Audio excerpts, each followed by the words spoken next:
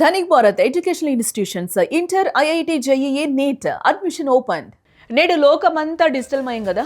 అడుగులు రాని బుడతల నుంచి యూనివర్సిటీ విద్యార్థుల వరకు అందరి బాట డిజిటల్ బాటే. బడుల్లో సుద్ద ముక్కల చప్పుడు వినిపించడం లేదు. బ్లాక్ బోర్డులు కూడా కనుమరుగైపోతూ ఉన్నాయి. చేతిలో పుస్తకం కంటే టాబ్లెట్ ఉంటేనే తమ పిల్లలు మేధావులవుతారని తల్లిదండ్రులు మురిసిపోతున్నారు. కానీ అసలు నిజమేంటో తెలుసా? మనం ఆధునికత అనుకుంటున్న ఈ స్క్రీన్ల ప్రయాణం మన పిల్లల భవిష్యత్తును చీకట్లోకి నెట్టేస్తోంది.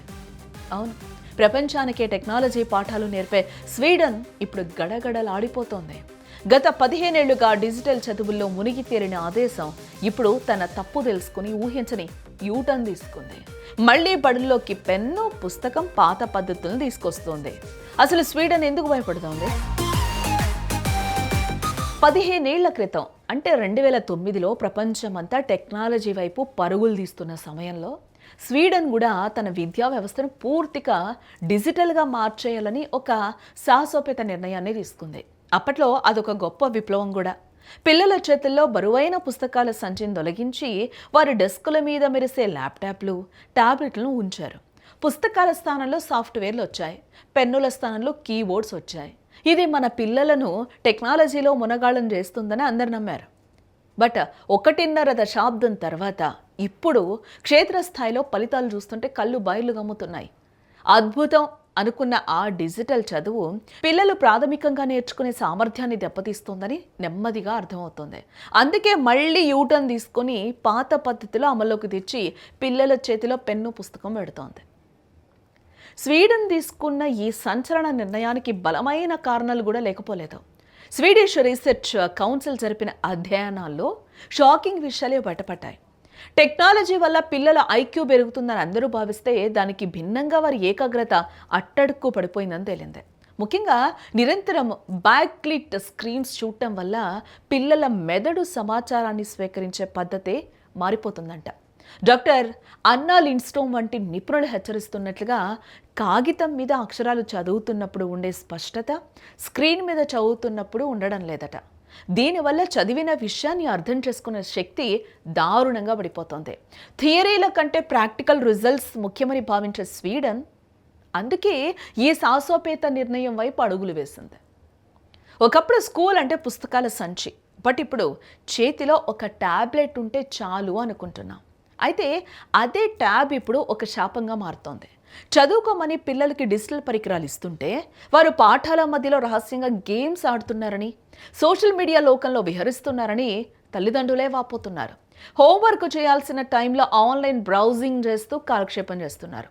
విద్యా బోధన మరియు వినోదం ఈ రెండు ఒకే డివైస్లో ఉండడంతో పిల్లల మనసు సహజంగానే వినోదం వైపు లాగుతుంది కదా. మరి ఆ స్వెన్సన్స్ వంటి ఎందరో తల్లులు మన పిల్లల విద్యా ప్రమాణాలు పడిపోవడానికి ఈ స్క్రీన్ అడిక్షన్ కారణమని ఘోషిస్తూ ఉన్నారు. కేవలం డిజిటల్ డాక్యుమెంట్స్ చూస్తే చదువు తలకెక్కదని స్వీడన్ ప్రభుత్వం ఇప్పుడు కఠినంగా నమ్ముతోందని కూడా ఇక్కడ మనకి అర్థమవుతోంది. ఈ మార్పుని ఇప్పుడు ప్రపంచమంతా నలాగ్ రివైవల్ అని తెలుస్తోంది. టెక్నాలజీ ఎంత అభివృద్ధి చెందినా చేత్తో పుస్తకాన్ని పట్టుకోవడం, ఆ కాగితం వాసన, పేజీలు తిప్పే అనుభవం విద్యార్థుల్లో ఒక రకమైన క్రమశిక్షణను పెంచుతుంది. డాక్టర్ ఎరిక్ ఆండర్సన్ వంటి విద్యావేత్తల ప్రకారం కూడా మనం చూస్తే చేతి రాత మరియు పుస్తక పఠనం వల్ల మెదడులో న్యూరోలాజికల్ కనెక్షన్స్ బలపడతాయంట. ఇది జ్ఞాపక శక్తిని అద్భుతంగా మెరుగుపరుస్తుంది. ఏదైనా విషయాన్ని సొంతంగా రాయడం వల్ల అది మెదడులో బలంగా ముద్రించబడుతుంది. అందుకే మ్యాథ్స్, సైన్స్ లాంటి కీలక సబ్జెక్టులను మళ్ళీ పాత పద్ధతిలోనే అంటే ఫిజికల్ పుస్తకాల ద్వారానే నేర్పించాలని స్వీడన్ లక్ష్యంగా పెట్టుకుందంట. దీనికోసం ప్రత్యేకంగా నిధులను కేటాయించి ప్రతి క్లాస్ రూమ్లో మళ్ళీ పుస్తకాల సందడి మొదలయ్యేలా చేస్తోంది. అయితే ఇక్కడ ఒక విషయం మనం స్పష్టంగా గుర్తుంచుకోవాలి. స్వీడన్ అంటే టెక్నాలజీకి వ్యతిరేకం కాదు, టెక్నాలజీని వాడాలి. బట్ అది మనల్ని వాడేసుకోకూడదు కదా. డిజిటల్ టూల్స్ అనేవి చదువుకు అదనపు బలాన్ని ఇవ్వాలి తప్ప అసలు పుస్తకాన్నే మింగేయకూడదు. ఈ రీబ్యాలెన్సింగ్ ప్రక్రియ ద్వారా టెక్నాలజీ ప్రయోజనాలను పొందుతూనే తరతరాలుగా వస్తున్న గొప్ప విద్యా పద్ధతులను కాపాడుకోవాలని వారు ఆశిస్తూ ఉన్నారు. స్వీడన్ తీసుకున్న ఈ నిర్ణయం రేపు ప్రపంచవ్యాప్తంగా విద్యా వ్యవస్థల్లో ఒక కొత్త చర్చకు దారితీయడం ఖాయంగా కనిపిస్తోంది. చివరగా స్వీడన్ వేసిన ఈ అడుగు కేవలం ఒక దేశానికి సంబంధించింది మాత్రమే కాదు. ఇది మనందరికీ ఒక హెచ్చరిక లాంటిది.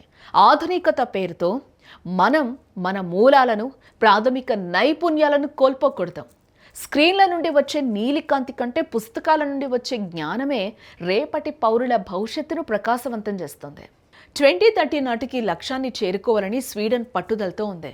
మరి డిజిటల్ స్కూల్స్ వెనుక పరుగులు తీస్తున్న మనం మన పిల్లల చేతిలో మళ్ళీ పెన్ను, పుస్తకం ఎప్పుడు పెడతాం? డిజిటల్ హోరులో అక్షర జ్ఞానాన్ని ఎప్పుడు కాపాడుకుంటాం? ఆలోచించండి ఒకసారి.